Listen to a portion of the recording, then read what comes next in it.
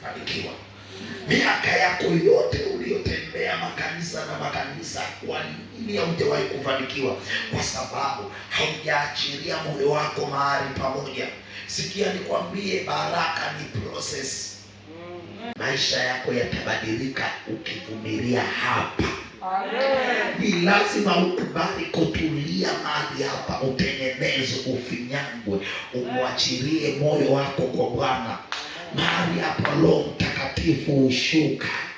Kwa hiyo ni lazima ukubali kutulia mahali pamoja, kwa sababu leo ukiwa hapa unaomba, nimekwambia mafanikio ni process. Baraka za Mungu ni mchakato.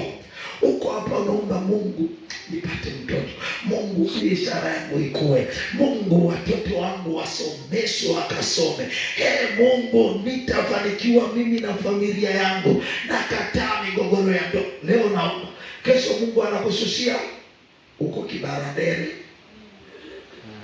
uko Kinyorozi, uko kwa waganga wa kienyeji. Maana yake na Mungu hata iacha baraka bure. Ndio anasema mimi nilikuwa ile kanisa miaka mingi, lakini yule dada amekuja juzi amebarikiwa. Baraka yako kaichukua.